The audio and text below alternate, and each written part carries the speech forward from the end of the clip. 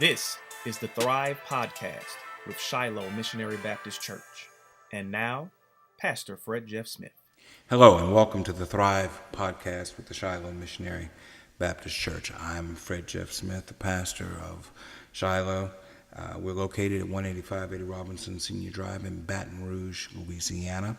If you're listening to this podcast and you're ever in the city of Baton Rouge, we certainly encourage you to come by and share with us for a Sunday morning worship experience or for a midweek Bible study experience.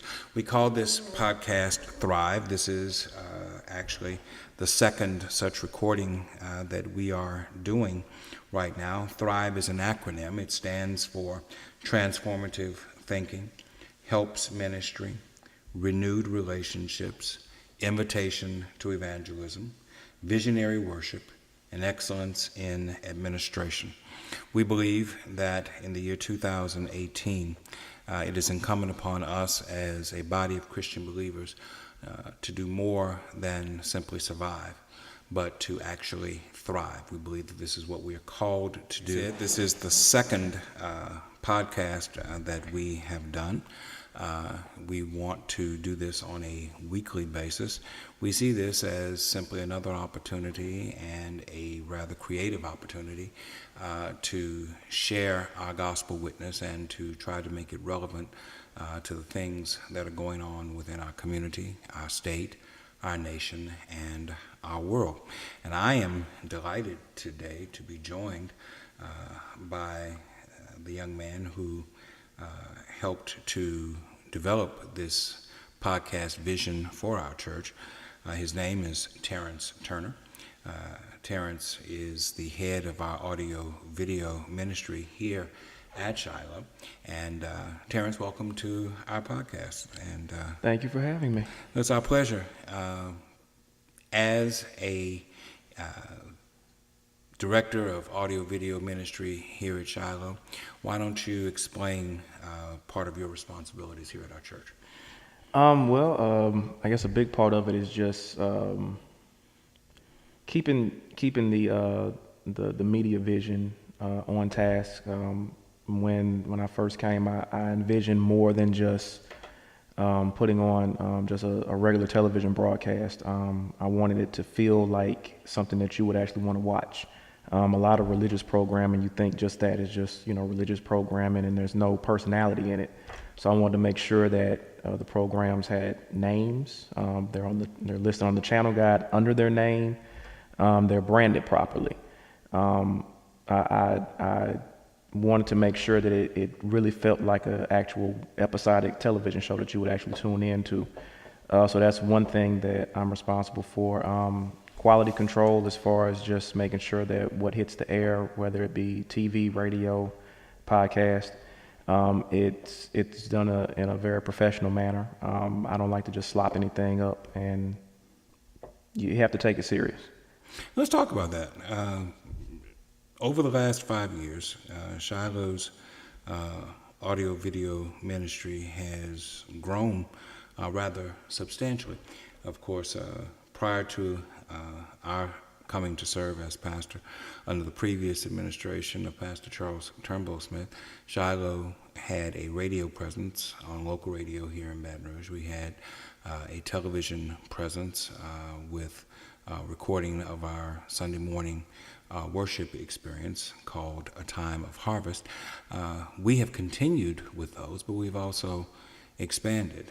We have a second weekly television broadcast called A Closer Look, which deals not with the Sunday worship experience, but deals with the midweek Bible study experience, and it has been well received by the community.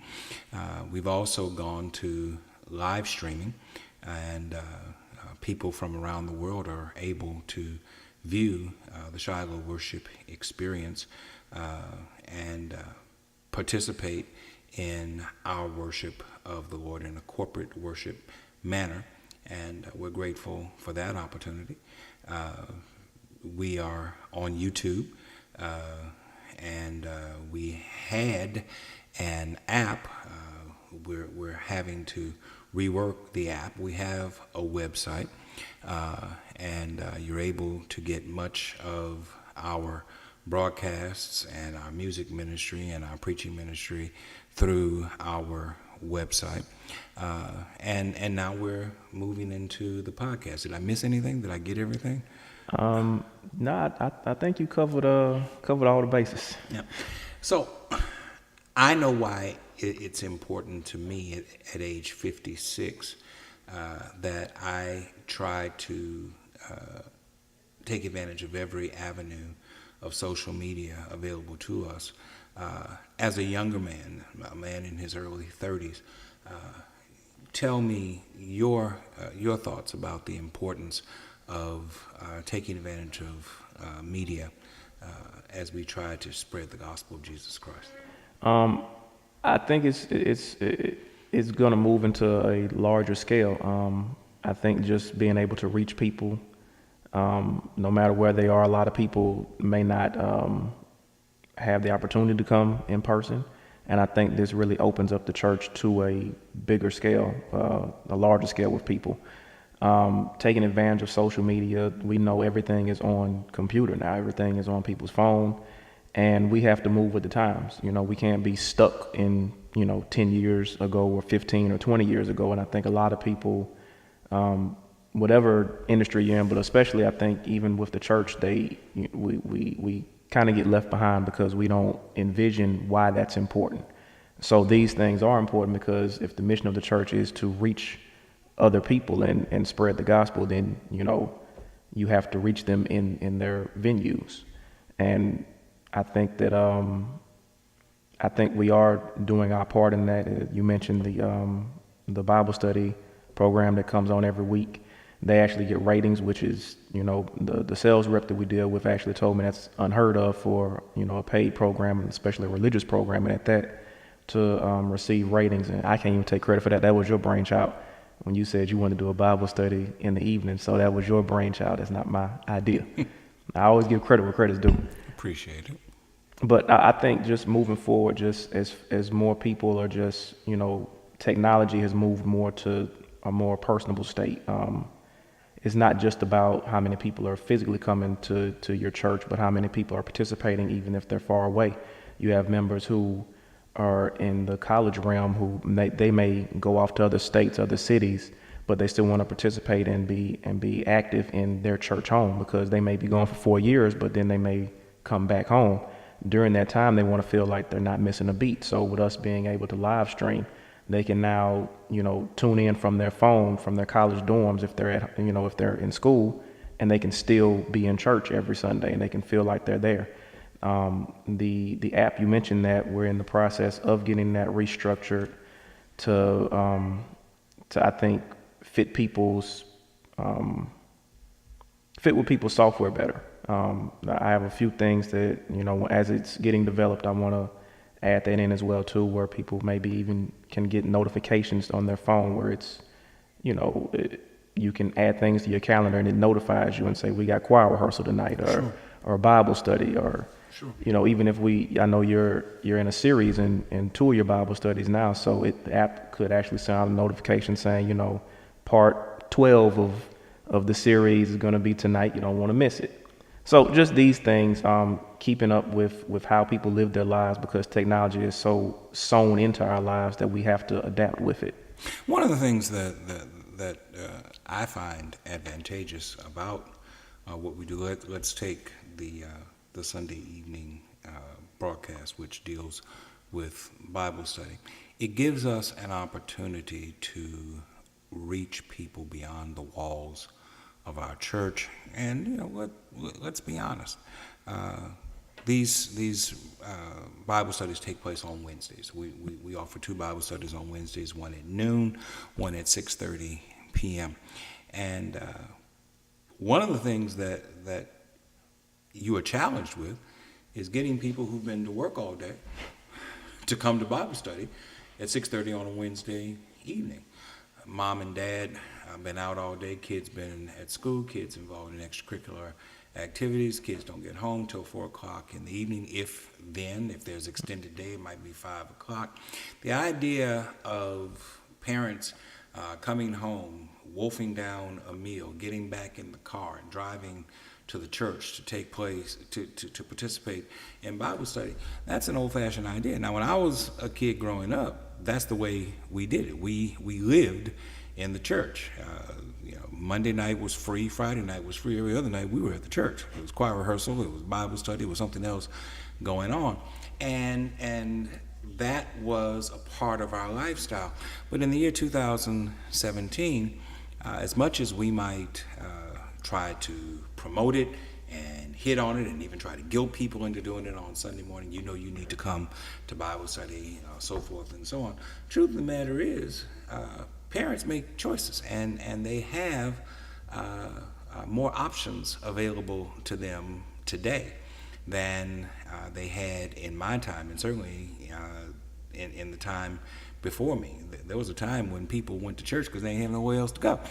But these days, people have all kinds of options. They have their social organizations. Their children are involved in all kinds of extracurricular activities. It's not just sports activities, although certainly they are involved in that. But they're involved in a myriad of other activities. And church has to find its place. Bible study has to find its place on the agenda of these people's lives. Well, one of the things that the television broadcast and hopefully this podcast will do is provide us with opportunities to reach people that are more accommodating to their schedule, rather than insisting that people bend their schedule to the church. It allows the church the opportunity, the flexibility to have their schedule bent to those people.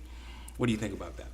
Well, I mean, I think that's just what we're supposed to be doing. I think, like you said, a lot of people are steeped in how it used to be. And I think I think anywhere you go, people are stuck in traditions, stuck in rituals. People by nature, I think, like to, continue on how things are. You hear everybody say, it's not how it was when I was growing up. Right. And this is true, but at some point in time, society's going to shift. Things are going to change. And I know you've made mention in this more than one time where the church was the cornerstone, especially even in the black community, because there weren't a lot of places where black people could go. Sure. And that seemed like a forgotten time, but I mean that was maybe a generation ago. Yes. So it wasn't like it's just ancient history. Yes. But times have shifted now, and when you're allowed to have more options, people are going to find other things to do. If you have a saltine cracker for lunch every day for 5 years, and then somebody shows up with a Ritz, you're going to say, you know what, I'm gonna go for a Ritz now. I love Ritz. So that works for me. Exactly. So I think by us making the church more accessible to people, because people are on the go more. At one time, stores would be closed on Sundays. Sure. There was no such thing as a 24-hour Walmart. Right. So things change, and we have to be able to adapt to it. The dinosaurs didn't adapt to their surroundings, and they're extinct. The social stigma's changed.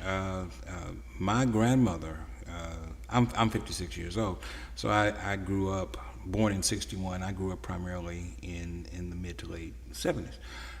My grandmother would get very upset with my father, the pastor of the church, for allowing his son to play football on a Sunday afternoon, and not insist that every Sunday afternoon you go back to church. And we had church, we had Sunday school at 9:30 every Sunday morning. We had worship at 11 o'clock. We had BTU for as long as it lasted. It was on its way out as I was growing up. But we had BTU at 5 o'clock, and we had Sunday worship at 6 o'clock. And my grandmother could not believe that her son, the pastor, would not insist that his children be in Sunday evening worship every Sunday. Charles, you're letting those children go straight to hell.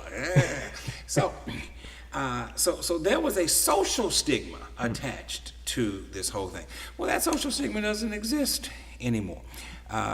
People, for better or worse, right or wrong, whether you think it's a good thing or a bad thing, people try to find ways to make Sunday worship and church participation fit into the other aspects of their lifestyle.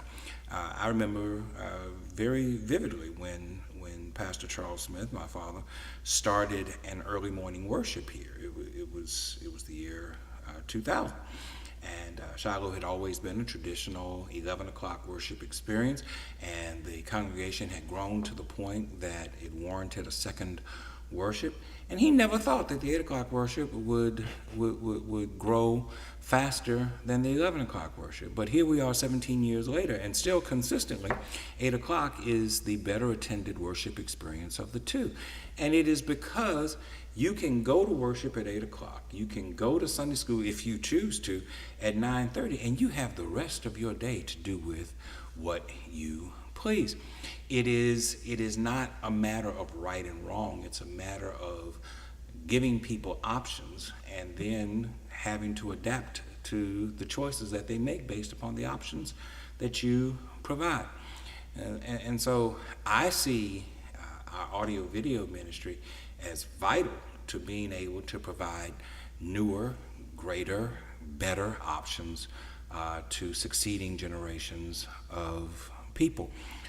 When we were called to this church in 2013, one of the first major shifts that we made was that we put screens in the sanctuary. Now, screens have been a part of more contemporary sanctuaries for a long time. But my father was resistant to the idea of screens. You don't need no screens in a worship experience. What you gonna do with that? That's an unnecessary expense. But what to some might seem to be lavish and unnecessary, to younger people, it's just a part of who they are. Mm-hmm. They do everything with a screen. They hold a screen in their hands. It's not just watching television on a screen. They like to be able to manipulate mm-hmm. the experience that they are having, whether that experience be shopping or whether that experience be reading about news. Nobody reads a newspaper. I do, but nobody else reads a newspaper anymore. Or whether that experience be worship. Now, that moves me into a different question to ask you, because you are uniquely qualified to discuss this. The difficulties in facilities management when it comes to incorporating new and updated technology into existing facilities. Shiloh was built, the sanctuary was built in 1972. The Educational Center was built in 1996. Tell us about some of the struggles that we have had to incorporate 21st century technology in what are essentially 20th century facilities. Well, the biggest thing is because the architecture. You know, when they built the church, they didn't envision, having screens up and putting monitors up, and these things weren't common in the 70s. You couldn't envision having, like you said, your dad would be like, what you need that for? And, you think about it, 30, 40 years ago, that wasn't a thing, so with it, you have to try to be extremely creative as far as adapting your current brick and mortar structure to, 21st century technology and incorporating it. I think the good thing is, as recently as the last 5 or 6 years, and people know this, technology is starting to make itself more accessible, where, even if you remember 20 years ago, a camera might have cost $20,000. Sure. And now you can get cameras for $600-700. Those are minimal expenses, but they're things that you can use that bring your church into this new century. It does take the know-how of actually knowing how to maneuver things. I know when we first had the screens installed here, where they currently are, behind that was where the speakers were. Right. So you have to have a good team around you, which we were blessed to have people who knew how to look at things and say, we could move that here and it could still work.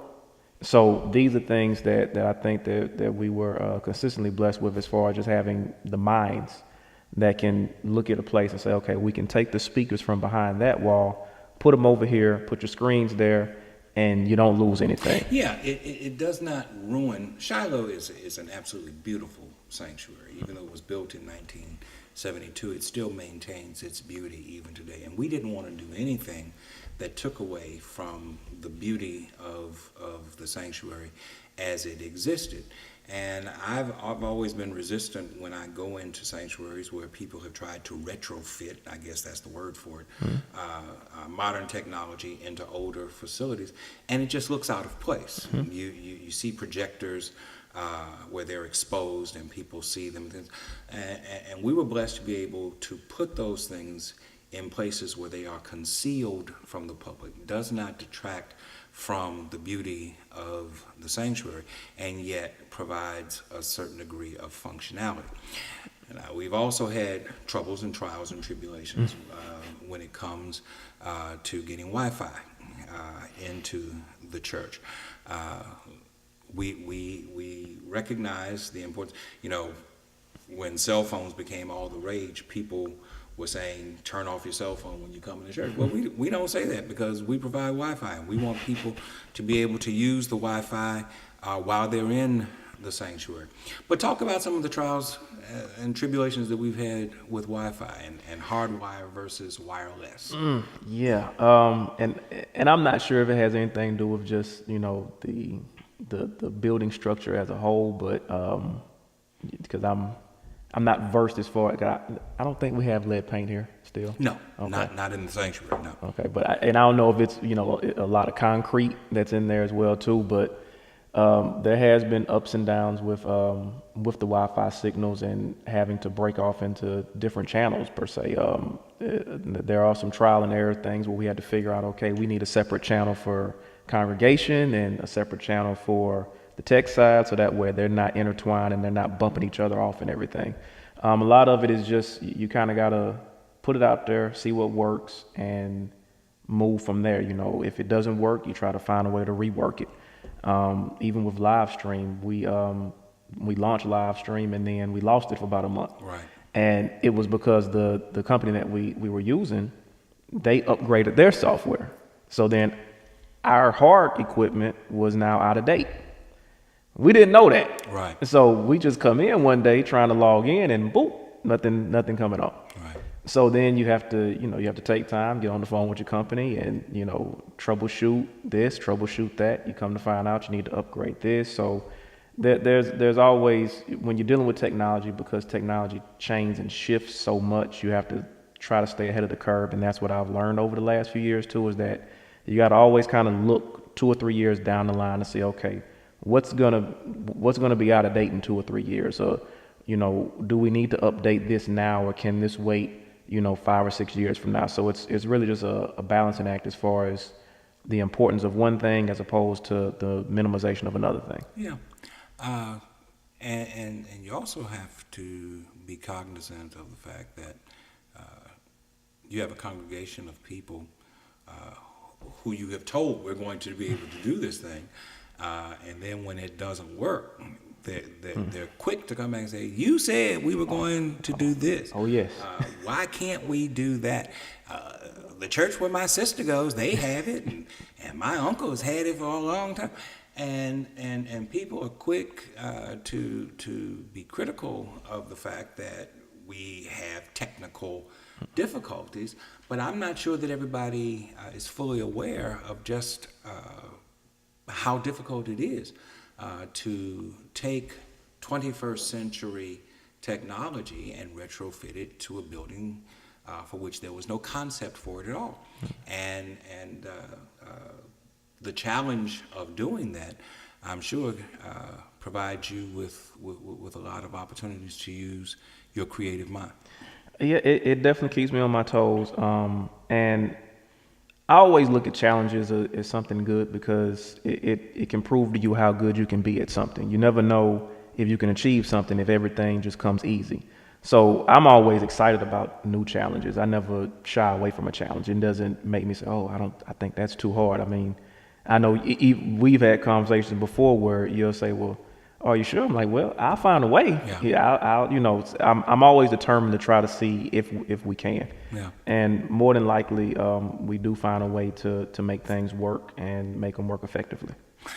Well, let's talk about the other aspect of what you do. You are the technology guru for the church, but you're also the person who supervises the in-house sound staff and audio equipment that is being used during the Sunday worship experience, the screens that we now have, the in-house Wi-Fi, and making sure that the microphones work in the appropriate places at the appropriate times.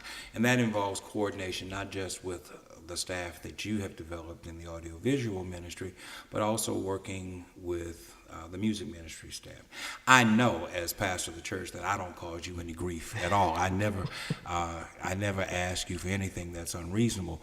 But I'm sure that as you have to deal with different people who have different expectations from their own ministry, wanting to maximize their own potential, finding a way to provide them with what they need so that they feel like they can do their job with excellence. I'm sure that's a challenge also. Yeah, it can be. I think anytime, again, within the industry, again, I think the most difficult thing that you're always going to run across is the people aspect. Machines are easy as far as just in terms of dealing with them. But people, they have their own personalities, their own temperament, and they like things their way, and you have to try to custom fit it. I mean, in a Black Baptist church, everybody doesn't always agree, and we don't always just say, praise the Lord, hallelujah, thank you, Jesus. You mean we actually have discussions and arguments and disagreements about things? Really? I'm shocked and amazed. Yeah, I am. That's sarcasm if anybody can't see this. No, but and it's natural. A lot of things, people will say things, but at the end of the day, you have to say, it's not personal. And I rarely take things personal because I understand that, especially when you're dealing with musicians. Musicians, again, that's a creative side, and I know how it is to be creative because if you edit video and things, you have to be creative with that as well, too. But musicians are a creative bunch of people, and you can't hold that against them. If they could go off on you 1 second and the next second they'll say, hey, how you doing? You want to go get some lunch? And that's how I try to approach things is, as long as I feel like no one can really be upset with you if they know that you're at least trying. Sure. And I always make sure that I put the effort out there that, we're all on the same team and that, no matter what happens, I have your best interest at heart. I'm not going to try to have you sounding bad because I'm having a bad day. Right. I want the music ministry to sound good as well too, because if they don't sound good, then that affects what I do. Right. So it's in my best interest to always make sure that they have everything they need and want. And along the way, I also put out my advice as well too. If it's something, on the tech side that I can say, well, I know you want it this way, but if we do it this way for the greater good, it's going to make you sound better. It's going to make you look better. It's not too many arguments that I have about that. For the most part, it's just about developing trust amongst each other as well too. And I think that once you do that, people work with you a lot better. Especially again if they know that your intentions are good. Mm-hmm. And that's how I try to deal with musicians in the music ministry is that, we may not always see exactly eye to eye, but we're both after the same thing. You want to sound good, and I want to make sure you sound good. Sure. You're listening to or watching the Thrive podcast with the Shiloh Missionary Baptist Church. I'm Fred Jeff Smith, pastor of Shiloh, and I'm sitting here talking with Terrence Turner, the director of the audio-visual ministry for our church. Shifting gears, Terrence, talk a little bit about how you arrived at Shiloh. I know that you weren't raised in Shiloh. Mm-hmm. How did you come to be a part of the Shiloh family? Well, I was actually referred, as I understood it, because I got here in 2009. My background was television. I worked at WBRZ, and I was a promotions producer for WGMB, Fox 44, and NBC 33. And I was referred here by Damian Hurd. Shiloh, I think, I'm not sure who reached out to him, but he was doing video production, just freelancing and everything, and they reached out to him to help train them as far as just kind of stepping into that. They were already broadcasting on television before, but they were looking to, I guess, shift gears a little bit. They had a team already, but they wanted to train their own people. And I was referenced by him. So I came in, and that was the beginning of it. And initially it was just, filming twice a month, because your dad was a little bit longer in the pulpit, and they had 30-minute broadcasts. Right. So of course his whole sermon in the choir lecture wasn't gonna fit in 30 minutes, So it was split up into part 1, part 2. That's how I would normally do it. So it was only filming twice a month, really. And then more and more, just me being around, I got asked, "Hey, well, you think we can do this? You think?" And it just kind of just expanded from just doing television to, "Hey, well, can you sit in on this meeting with this?" I always obliged because, again, when I first got here, nobody treated me like I was just working here. They all treated me like they knew me from birth, and that always rubbed me in the correct way, in the right way. People who I didn't even know knew my name, and they would come to me, "Hey, Brother Turner, hey, brother," and I'm like, do we know each other? But it was always just a warm environment. So it stuck with me, and I started coming to different events and making sure that those got filmed and archived, because the thing about church in general and history in general, if you're not recording them, once they're done, they're gone. Right. But I said, it would be cool if we actually had records of this. So, we have, Christmas programs from the past. We've filmed Easter programs. It's a lot of just even special events outside of just regular worship service. Black history programs. There's a lot that we now have archived, so that we can now look back on and say, remember this from 20 years ago? And and I wanted to make sure that it was done correctly.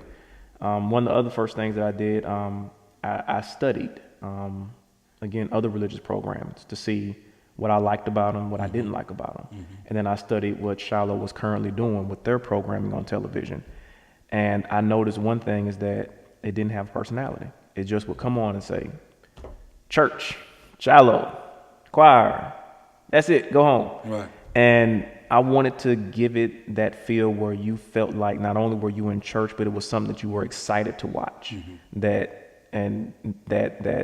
felt like it was a production, and not to cheapen it, but I wanted it to feel of high quality, like somebody really took their time in it. I didn't want it to feel like somebody just slopped something together. Right. And that's the vibe that I got before I got here, because I studied for like a week or two just watching other religious programs. I spent a whole one Sunday just watching everything that came on. Right. And I wanted to stand out from that. What's the major difference to you between local broadcasts and national and international broadcasts? Certainly, I think that Shiloh puts together an excellent product, but this is not the Potter's House. This is not Joel Osteen, and the production levels are different.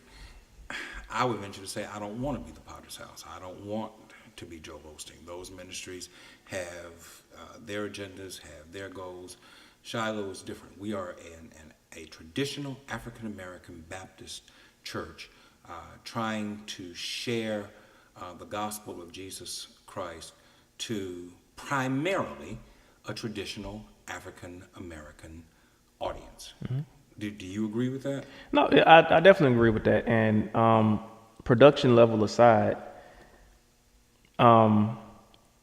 if you don't mind me saying, you actually make it easier for me because you're a very brandable person. And what I mean by that is that there's no facade about you. So it makes it easy to put you on TV. It makes it easy to promote Shiloh as a whole because you take the time to actually delve into things from a deeper perspective. You and I even did the like a conversation piece, and you're talking about your favorite movies on there, your favorite sports teams on there. And I felt like that was important to put that out there because when people traditionally think of, you know, the pastor of a church, a minister, they think you guys wake up in the morning, eat communion crackers and drink communion juice, read the Bible, and that's it. Right. And I think when people feel like, you know, no, it's an actual person here too, and they like things too, and they're relatable. I think that makes it easier for people to relate to the program. Production level aside, I never aspired for it to look like the Potter's House or Joel Osteen, because to me that feels like a facade, if you don't mind me saying. There's a genuineness about Shiloh. When you tune into it, you feel like you're there. And as I said, when I first started filming here, no one treated me like I was just filming here. They treated me like they knew me. They treated me like they cared about me. And that's the vibe that I want people to get, even when they're watching the television broadcast, whether they're watching it on YouTube, they're live streaming it, they're watching it on TV, or they're even listening to the podcast or the radio program for that matter. I want them to feel like the people of that church are a community. And community isn't the person that stays next door to you. The community isn't just proximity. Right. The community is people who gather around you in your time of need. They also celebrate your victories with you. And that's what Shiloh is. But it's easy to promote that because, like I said, that's the trend that you kind of set for everyone. And you come across very genuine. Anybody who meets you, you're a genuine person. You shake their hand, you say, hey, how you doing? It's not, hello, how are you? And you don't get that vibe. But that's what's out there. You know, if you talk to a lot of people my age, younger, they feel like the church is probably stiff. They feel like, you know, there's a lot of phoniness and fakeness there. So it's always refreshing when they see genuineness. And that's what made me do the conversation pieces with you, because we talked for like an hour and then I just broke them down. And, Right. you know, as I told you even back then, I think it's important for people to see how much fun you actually are too. That you don't, they think that it's just, like I said, you wake up in the morning, eat communion crackers, drink communion juice, read the Bible, and go to sleep. Yeah, well, for those who don't know, I'm a huge Dallas Cowboys fan. We're only on a 22, 23-year drought. We're going to be back in the Super Bowl very, very soon. You just wait and see. And as far as movies are concerned, you can't beat Godfather 1, Godfather 2, Godfather 3. They are, without question, the best movies out there. And there's a lot of theology in the Godfather movies. Just wanted to get that out there. I had to put that in there. Yeah. Shiloh is a traditional African-American Baptist church trying to reach a contemporary generation of people. And audio, video, ministry and opportunities, social media opportunities, I think are vital to that. Back in November, my wife, Reverend Demetria Jones-Smith, and I traveled to Charlotte, North Carolina to attend a church growth conference that was sponsored by Pastor Clifford Jones and the Friendship Baptist Church of that community. And one of the classes that we took had to do with reaching the younger generations of Christian people. And one of the points that the facilitator harped on was the fact that there is not just a difference in ages, but that there's a difference in thought process and in behavior with regard to how young people approach church. Younger people are not terribly interested in denomination. They don't care whether you're Baptist or Methodist or Presbyterian or Pentecostal. Those things are not vital to their worship experience. Not only that, they're not terribly interested in getting engaged in or having to be party to any kind of controversy within the local congregation. They're not going to come to church meetings as pastors are known to come around and talk about things that happened in their church meeting, and this one took the floor, and that. Young people don't do that. Mm-hmm. Young people simply, if they sense that something's going on that does not fit well with their spirit, they simply go someplace else. Mm-hmm. They have no problem leaving. To use a marketing term, they're not brand loyal. Mm-hmm. They're not interested in the kinds of traditional squabbles, fights, turf wars that have been a staple of the African American church experience. And I'm not suggesting that that's all that there is to African American church experience, but certainly that's a reality of it. And the point that the facilitator was trying to make to us is that you have to know who you're talking to, who you're dealing with, and how to reach that individual. And the way that you reach that individual is not the same as the way that you reach people from your own generation. He made the point, and I'm sure I'm not going to get them all right, but he said that for the first time in the history of the African American church, churches are trying to serve 5 separate generations of African American people all at one time. And that's a very difficult act to accomplish. That's a very difficult thing to get done when you're trying to make sure that your church appeals to the old heads, the traditional, the stable, the financially supportive group on one end, and yet you also want to reach out to young adults, younger adults, teenagers on the other end. How do you see audiovisual ministry helping us to accomplish that? Well, with the audiovisual ministry's goal in that is, it is quite a balancing act, because if you have someone who's maybe in their 70s on this scale, and then you got somebody who's 18 on this scale, that's a lifetime apart. Or 2. Yeah, that's a huge gap in time, because what's important to this 18-year-old, the 70-year-old don't care about. Right. And vice versa. Right. So how do you tackle that? But the 70-year-old is saying, the 18-year-old ain't putting no money in church. This is true. I give my tithe to the church, and so you should pay more attention to my concerns, Pastor, than you should to that 18-year-old's concerns. And the thing with that is, the 70-year-old has to realize too, well, what happens when you're gone? You know, you're closer, and that's not me trying to sound morbid. That's just a reality of the fact, and we have to always think about the future. You know, my place here, I have to think about the future. So that's why, you know, I try to incorporate people who are younger than me, even in the audiovisual ministry, because I'm 34. An 18-year-old, you know, they grew up in technology. So even though I've been involved in technology for, you know, the better part of my life, they grew up with it. At age 4, they were typing.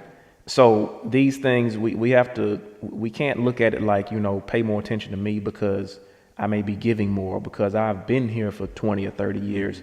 We have to also reinforce the notion that, you know, the church has to survive and thrive.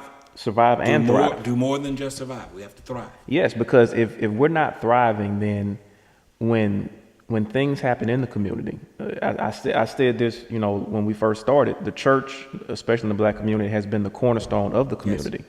So if that's not surviving and thriving, then when there's tragedy in the community, people always look toward the church anyway. So we have to keep that in mind, that yes, the 18-year-old may not be putting any money in the church, but who they are at 18 is not who they're going to be at 25. Yes. And who they are at 25 isn't going to be who they are at 35. Yes. The only constant in their life, you know, you grow up with your parents, that's a constant. And if you're 18 and you're in the church, you're in there basically by way of your parents. But something is going to stick. And if you're 18 in the church, more than likely at 25, you'll be in the church too. Your mindset has changed. So yes, we may say, the 70-year-old is giving more in the church, and the 18-year-old ain't putting nothing in. Right. But at 25, who's to say where that 18-year-old will be when they're 25 and what they'll be doing? Right. They might be more active. So it's our job to make sure that we're constantly planting the seed in their head that, this is your home, this is your community, and you have to reinvest in your community. I think we should take a lesson from even right after the civil rights movement ended. When segregation ended, the black community flocked to everybody else's business because we were allowed to go there. Right. Now, it was novel, it was new. Exactly. Yeah. We left our restaurants that we built, we left them behind. We left our schools behind. And that's why if you go to any city in America right now, there are dilapidated buildings, there's, abandoned buildings, the houses are falling down because we left. We left our own stuff to go and patronize someone else's things. So it's the same mentality. Right. We just have to apply that lesson that that happened 40, 50 years ago when we left our own businesses. Because if you think about it, there were more black businesses in the civil rights movement than there are now. Yes. And if we would have kept on that track. And pre-civil rights. Yes. Because you had no option. You had no choice. But now think if we would have kept on that track and even though we were allowed to go other places, but say we would have still had the same energy towards our own home base, with our own businesses, with our own community-based stuff, where would the black community in this country be economically now? Yes. So that's the same reason that we have to make sure that we impart in our 70-year-old members that this is true, but we have to look at the future as well too. We're in the present, we have to look at the future. And that's not to push them out the door, that's not to disregard their feelings, but we have to tell them, hey, we want to appeal to everyone. Right. We want you to be excited about church the same way we want the 18-year-old to be excited about church. I did a conversations piece with the co-minister of music, Lawrence, here. And that's one of the things that he actually touched on is that, on his first Sunday, the first Sunday of the month when he directs the choir, he appeals to more of the older traditional group. And then on the second Sunday, he says you'll get more of a contemporary sound, but then we'll mix it in with a hymn. So that's not to ostracize anybody. And I really liked what he said when he said that. And that's kind of the balance that we do here. So I want to make sure that we load up content online because that's where the younger people are. They're always on their phone. So if they're on the YouTube channel, I want to give them a reason to go to the YouTube channel. So we not only put the worship services on the YouTube channel, but we put like the conversation pieces. We put Christmas concerts, things of that nature that they may actually want to see. Right. There are a lot of things that are available to see on the YouTube channel that Shiloh does. For the 70-year-old, they may only want to watch it on TV, which is fine. So we want to make sure that they're engaged on TV as well too. So even in service, we want to make sure that it's not loaded with technology where they feel like they're being overwhelmed, but that it's us moving in the future and we're bringing them with us, but we're also reinvesting in the ones that are coming behind us. What do you think is going to happen I've said several times already, and I said in the previous broadcast, and will continue to say, Shiloh is a traditional African-American congregation. But we're living in a time where those entities, those institutions, those organizations that are traditionally African-American are being compromised or are being weakened, if I can use that term, because people are making decisions to become a part of majority-led congregation. I'm trying to find the most politically correct way to say what I follow. Say. Black folk are joining churches that are led by white pastors. And I fully recognize and acknowledge the fact that every person has the right to worship where the Lord leads them to worship. But I also recognize that church is more than just a theological institution. It's more than just a theological pursuit. That much of what takes place in the church is steeped in our culture and our traditions and our experience. And when you leave the traditional African-American church, regardless of denomination, when you leave the traditional African-American church and go to a majority pastored church or a majority church where the congregation is primarily of a different race, you're abandoning a lot of the traditions that were in the African American church, and your children will not be privy to those traditions. And so there will be a greater difficulty to move those traditions forward. Now, historically, especially in the late 70s and early 80s, and probably still now, I just don't see it as much now as I used to, people make fun of those traditions. They make fun of the way that we worship. They make fun of getting happy in church, or how long church lasts, or how the preacher preaches. And I'm not upset by the comedic aspects of it. Some of it is funny. I watch it and I laugh myself. But I think that what is lost in that, what is lost in trying to find the comedy in that, is that there is a value in that is perhaps not exclusively theological, but is cultural. And it goes all the way back to our roots in Africa. Now, I'm not asking you as an audio-visual minister of the church. I'm asking you as a young African-American man who has made the choice to become a part of this church family. What do you think about where the traditional African-American church is going? I would say, well, one thing we always have to kind of remember this too is that as you get older, you start becoming your parents. Whether you want to admit it or not, you do. I'm pretty sure now at your age, you're doing stuff that you found that... I hear him in some of the things that I say, yes. And it shocks you. You say, yes. Oh, that's my dad. Yeah. But it's there now. And now it's who you are. Yes. So we also have to remember too that younger people are going to be younger people until they turn into their parents. And then you start leaning back on those traditions that you grew up in because it's a familiarity to it. It's the same concept I even said with the end of segregation. We can't allow ourselves, just as the black community, to do what we already saw that didn't work, because we abandoned our stuff and we made everybody else's stuff more powerful, and now we have no power. Right. So it's the same thing even with the church. You also have to remember that if you're black, if you're African American, and you're going to a church that may not take up your what's going on with you culturally, especially in this country, especially in this climate that we live in now, they may not be as sensitive to what's going on with you, and you have to think about that and say, well, you're supposed to be here for me. And that's why I also like that you push holistic ministry, where it's not just about preaching about going to heaven, but how are you here now on earth? And that's something that I think that they will miss, because how can they identify with that? To put it bluntly, a white minister is not going to be able to minister to a young black male about society.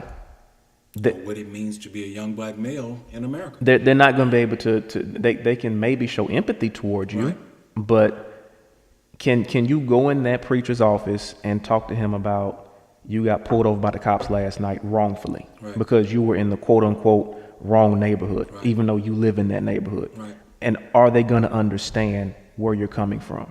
Can they really honestly understand how you feel? And the answer is going to be no. I don't know anyone that can talk to you like that. Now, I'm pretty sure if it was me, I could come in and talk to you about that, and you could say, I understand. Yes. It's happened to me. Yes. And be genuine about it.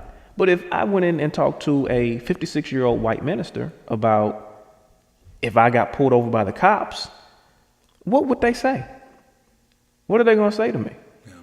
You see what I'm saying? So these are the things that we have to keep in mind constantly.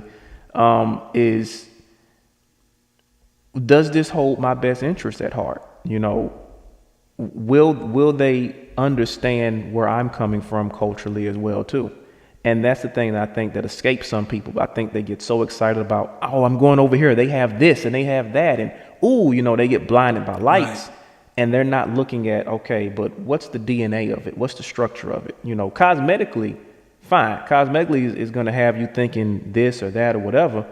But what's underneath all that? You know, are you eating a mayonnaise sandwich? Mayonnaise sandwich might fill you up for 2 seconds, but after that, you're hungry again. Or do you actually have something that's going to stick to your ribs? Do you actually have something that's going to actually be able to fully understand your concerns and your needs while you're here on earth? Right.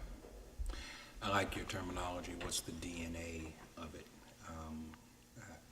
And I'm hoping that as we progress into 2018 and beyond, that Shiloh is able to continue to find different avenues, different paths, different ways of remaining relevant and speaking to those issues, because I think that it is vital to succeeding generations that they have a worship place that is not only doctrinally sound, but is also civically, culturally aware of the things that are going on and how they impact us uniquely as a race of people. Shiloh has a history of benevolence, has a history of service, and has a history of speaking truth to power, not in a belligerent or angry way, but in a way of love and in a way of trying to help others understand who we are and the fact that we too have a contribution to make to this community. Okay, final thing. This is Fred Jeff Smith, and this is the Thrive broadcast. This is the Thrive podcast with the Shiloh Missionary Baptist Church, and I'm sitting here talking, having a very constructive and interesting conversation with Terrence Turner, who directs our audio-video ministry here at the church. Final thing that I wanted to talk to you about, Terrence, today has to do with the fact that as this podcast is being recorded, we are 5 days out from the celebration of the Martin Luther King holiday. Can you tell me, as a young man who only knew Martin Luther King from history books and from speeches that you have seen and heard on television and on recordings, what is the impact of Martin Luther King Day and Martin Luther King to you? To me personally, it's a day where I try to reflect on where we are. I think just in the bigger term, if we're talking just outside of how I view Martin Luther King, as far as how I feel that he definitely shook up the world, he definitely changed the world. Not sure where we would be as a people had he not done did what he did and the approach that he took. Not sure where we would be in America, per se.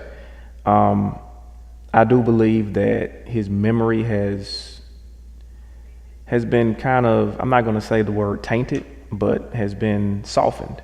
I think he's been minimized to just "I have a dream" speech, and I think that he was way bigger than that. I think that he was a lot bigger than that. I think his vision was bigger than just "I have a dream," and I feel like that's what's just been kind of promoted to us in the Black community, and we have to stop allowing ourselves to be defined by other people. And I think that's, major media outlets, I think, define him just with the "I have a dream" speech.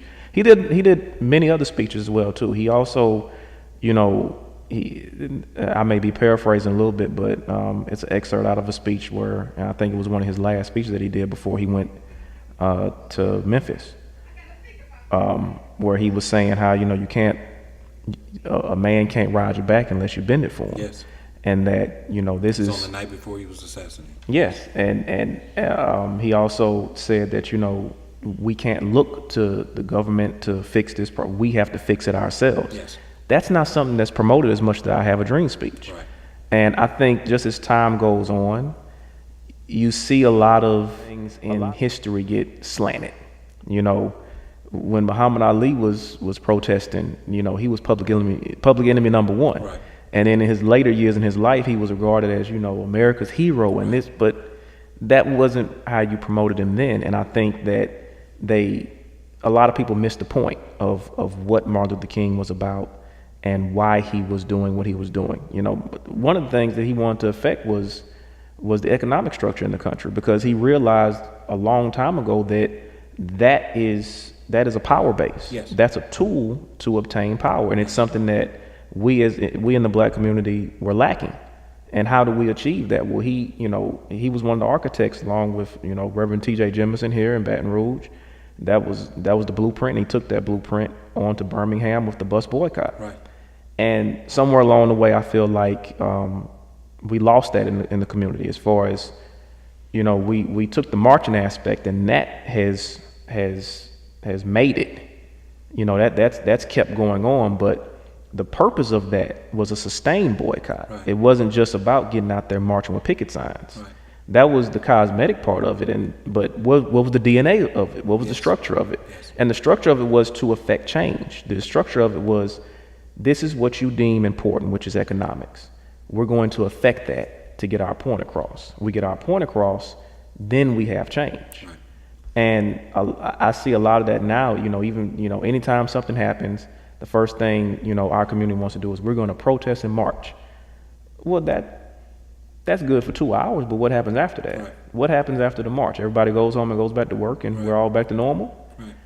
That's not what Martin Luther King was about. And I think that that's what I remember, as the holiday goes on. I make sure that, if nothing else, I even make sure that I take the day off to observe, because I feel like that's an important American holiday. Mm-hmm.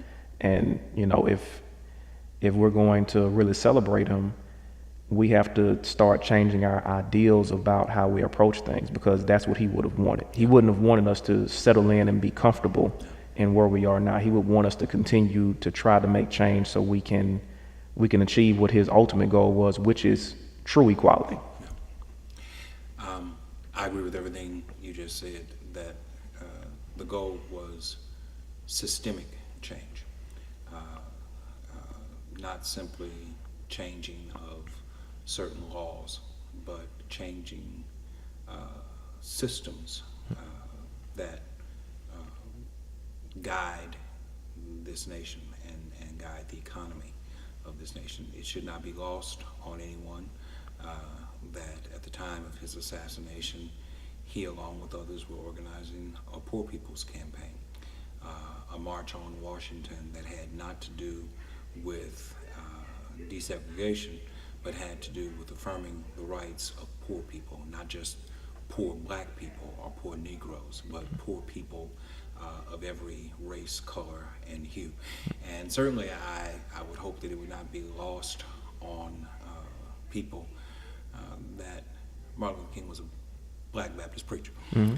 and that his roots were in the African American church. The traditional African American church. The traditional African American church. And that the ethic of love and service to mankind is rooted not just in the teachings of Gandhi. Everyone talks about how great an impact Gandhi had upon Dr. King's philosophy, but it's also rooted in the teachings of Jesus Christ. Mm-hmm. And I would hope that as we move forward, we would recognize that Dr. King's philosophy actually mobilized and gave animation and gave life and gave air and breath and relevance to the gospel of holistic ministry that Jesus Christ espoused. Terrence, thank you for sharing with us today. Thank you for watching and listening to our Thrive podcast with the Shiloh Missionary Baptist Church. We do this once a week, and we hope that you will be listening and watching next time. Thank you for having me. Thank you for listening to the Thrive podcast with Shiloh Missionary Baptist Church. Next week, we welcome Reverend Demetria Jones Smith, Minister of Christian Education. Until next time.